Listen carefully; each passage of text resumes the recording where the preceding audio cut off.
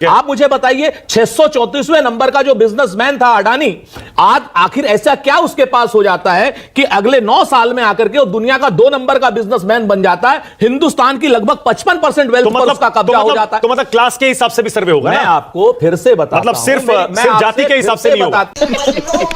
आदरणीय राजीव शुक्ला जी ने news 24 channel खड़ा किया, अपनी मेहनत से किया, पत्रकारिता की, उसके बाद यहां तक पहुंचे। आप क्या करेंगे आने वाले समय में? वेल्थ रीडिस्ट्रीब्यूशन का मतलब क्या? 2 कमरे मिल जाएंगे राहुल गांधी जी को, 2 कमरे मिल जाएंगे सुरेंद्र राजपूत जी को, एक कैमरा हो गया सुरेंद्र राजपूत जी का, एक हो गया प्रियंका गांधी का। रियली मेहनत करे कोई, बनाए कोई, और ये आके बांट देंगे। और ठीक है, उसको भी छोड़ दीजिए, राहुल गांधी का बांट दीजिए ना। 5,000 करोड़ के घोटाले कर रखे, वेल्थ डिस्ट्रीब्यूशन करना है ना, वो करिए। उसके बाद अपने मेहमानों। दोस्तों नमस्कार। दोस्तों, राहुल गांधी और कांग्रेस पार्टी को तो आप जानते हैं ना, इन्होंने जो भी मैनिफेस्टो अपने बनाने हैं और उसके अंदर घपले करने हैं। अब घपले तो ये डाल देते हैं लेकिन फंस खुद जाते हैं। ये सोचते हैं दुनिया बेवकूफ है। एक जमाना था दोस्तों जब लोगों को ना बेवकूफ बना लिया जाता था, झूठी झूठी लागे लप्पे दे के बना लिया जाता था, लेकिन अब वो जमाने चले गए दोस्तों। अब लोग समझदार हैं। और दूसरी बात ये है कि अब बीजेपी पावर में है, बीजेपी में बड़े पढ़े लिखे लोग हैं, समझदार लोग हैं। अब इनके हर बात का मुंह तोड़ जवाब दिया जाता है, और जब इनसे कोई चीज पूछी जाती है तो ये घुमा घुमा के बातें करने की कोशिश करते हैं। सवाल कुछ पूछा जाएगा, जवाब कुछ दिए जाएंगे, क्योंकि इनके पास कोई जवाब होता नहीं है दोस्तों।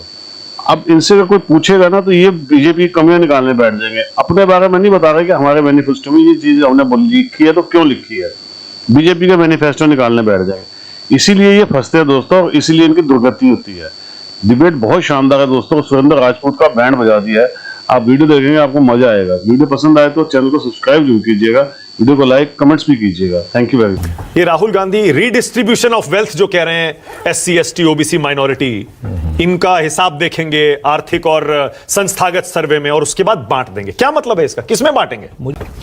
अब भारतीय जनता पार्टी का पहले दौर के चुनाव के बाद मानसिक स्तर आ गया है, दिवालियापन हो गया। देखिए बहुत साफ है एकदम ना। इन्होंने या तो पहले कहते, अब ये जो 123 पता नहीं कौन सी 240 मनमोहन सिंह का बयान, ये 10 साल से सरकार में है। भाई मनमोहन सिंह को फांसी चढ़ा देते, कहीं एक FIR तो कर देते ना।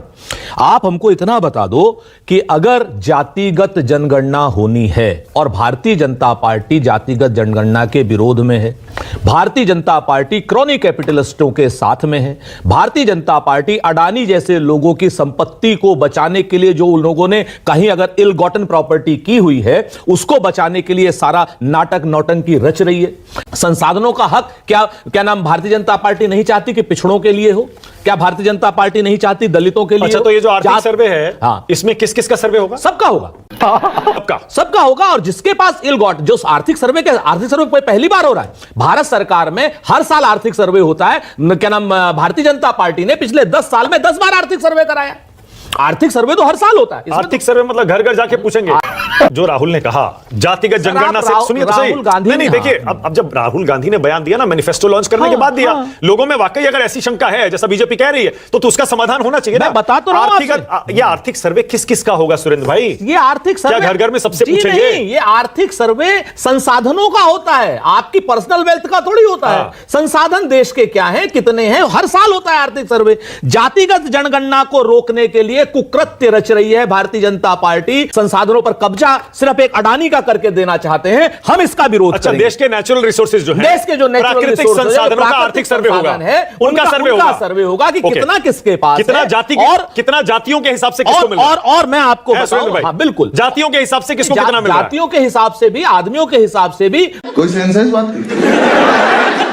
तो आप इस चीज को देखिए कि उसके बाद कैसे रीडिस्ट्रीब्यूट कैसे करेंगे, पार्टी कैसे अटकाती है, कैसे भटकाती है, कैसे लटकाती है। ये बिल्कुल ये जो आप जो नया सवाल कर रहे हैं ना, रीडिस्ट्रीब्यूट कैसे करेंगे। भाई आप एक बात बताइए, एक कम्युनिटी के पास, एक जाति के पास 100 में से एक भी नौकरी नहीं है, और एक जाति के पास 100 में से 90 नौकरी। तो आप किसी तरीके की ऐसी एजुकेशन की व्यवस्था कीजिए ताकि लगभग सबको समानुपातिक रूप से नौकरी मिले, सबको बिजनेस समानुपातिक रूप से करने का हक मिले। आप मुझे बताइए 634वें नंबर का जो बिजनेसमैन था अडानी, आज आखिर ऐसा क्या उसके पास हो जाता है कि अगले 9 साल में आकर के वो दुनिया का 2 नंबर का बिजनेसमैन बन जाता है। हिंदुस्तान की लगभग 55% वेल्थ पर उसका कब्जा हो जाता है। तो मतलब क्लास के हिसाब से भी सर्वे होगा। मैं आपको फिर से बताता हूं, मतलब सिर्फ जाति के हिसाब से नहीं होगा। प्राकृतिक संसाधनों का कैसे होगा? क्लास बेस्ड नहीं होगा। अच्छा, अडानी प्राकृतिक है क्या? प्राकृतिक है ना? नहीं। अगर अडानी, एग्जांपल ले लीजिए, छोड़ दीजिए, मैं बड़े सम्मान और उसके साथ ह्यूमिलिटी के साथ कहना चाहता हूं, आदरणीय राजीव शुक्ला जी ने न्यूज़ 24 चैनल खड़ा किया, अपनी मेहनत से किया, पत्रकारिता की, उसके बाद यहां तक पहुंचे। आप क्या करेंगे आने वाले समय में? वेल्थ रीडिस्ट्रीब्यूशन का मतलब क्या?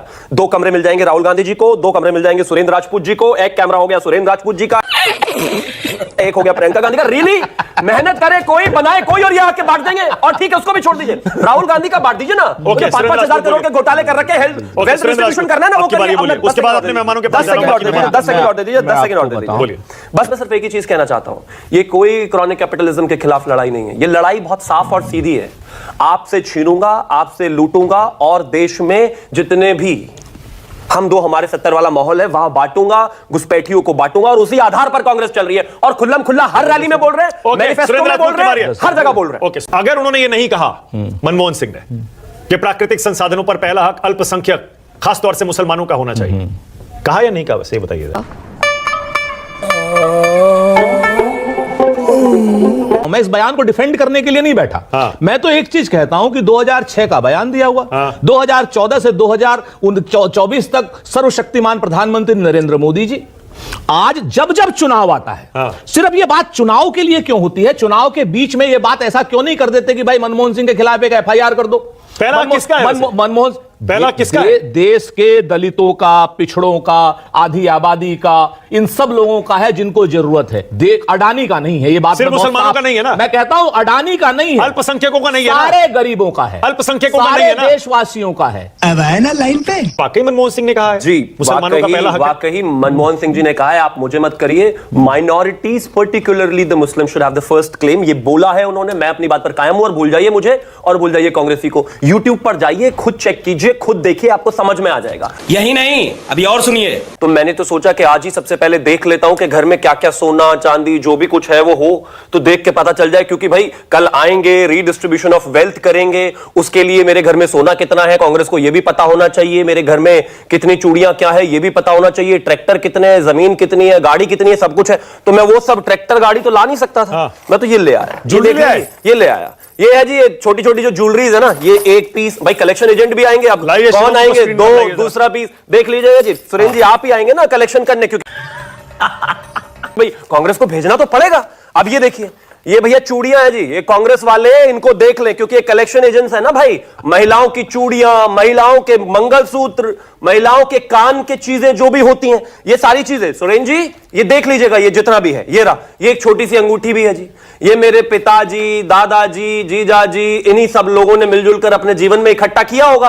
अब इकट्ठा करने के बाद कांग्रेस के राहुल गांधी आ गए हैं, मैं बैग में पैक कर दे रहा हूं, क्योंकि आने वाले समय में। लेकिन शिवम ये गोल्ड तो है नहीं, ये तो आर्टिफिशियल ज्वेलरी लाया। नहीं, ये रहा गोल्ड सर। मतलब आप कांग्रेस वालों की तरह घोटाला कर रहे हैं कि भाई ये हाँ, ये भी हो सकता है कि लेके उसको गोल्ड को भी ये कह देगा आर्टिफिशियल है। तो अच्छा, मैं सिर्फ एक ही चीज कहना चाहता हूं कि मेरे घर में मेरे दादाजी, मेरे पिताजी, मेरे जीजाजी, मेरे घर में जितने भी लोग हैं, माताएं, बहनें, जिनके लिए मंगलसूत्र बना, जिनके लिए कान के बने, जिनके लिए गले के बने, कांग्रेस वाले आएंगे, राहुल गांधी कहते हैं कि देखिए इन सब का पहले तो हिसाब दो, घर में ट्रैक्टर कितने हैं इसका हिसाब दो, घर में गाड़ी तुमने मेहनत करके दिन रात 40-50 साल जो भी है वो कमाया उसका हिसाब दो, जो जमीन जो घर मेरे घर वालों ने, माँ बाप ने, पिताजी ने बनाया उसका हिसाब दो, और फिर हम इसको बांटेंगे। किसको बांटेंगे जी?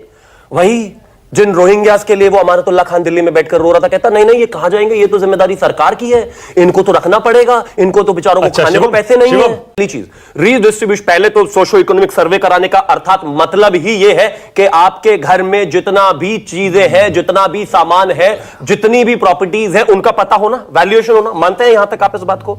अब उसका रीडिस्ट्रीब्यूशन कैसे होगा भाई, किसको देंगे, क्या क्राइटेरिया होगा? वो कह रहे हैं SC, ST, OBC, माइनॉरिटीज सब बोल रहे हैं वो। SC, ST, OBC माइनॉरिटीज को देने के लिए कहा ना। ये कांग्रेस वाले जो है झूठे हैं। एग्जांपल देता हूं मैं आपको, ये नाम SC, ST, OBC का लेते हैं, छुपते उनके पीछे हैं, लेकिन देते सब मुस्लिमों को। एग्जांपल दे रहा हूं अपने हिसाब से आप देखिए, एग्जांपल के साथ, अपने हिसाब से आप अगर बोलेंगे सारी चीजें, तर्क और सबूत के साथ दूंगा, अगर ना दूं तो बताइएगा। 5 अप्रैल 2014 को इलेक्शन अनाउंस होने से मात्र 5 दिन पहले कैबिनेट का एक सीक्रेट नोट निकलता है। उस कैबिनेट के सीक्रेट नोट में कहा जाता है कि लुटियंस दिल्ली में 123 प्रॉपर्टीज जो अंग्रेजों से वायरा ट्रांसफर हुई थी, उस सारी की सारी 123 प्रॉपर्टीज को वक्फ बोर्ड को दे दिया। गुरुद्वारे को कितना दिया बताइए जरा, मंदिरों को कितना दिया बताइए जरा, SC, ST को कितना दिया बताइए जरा, महाराणा प्रताप की मूर्ति के लिए कितना दिया बताइए जरा, सारा वक्फ को दे देंगे। मजा आया।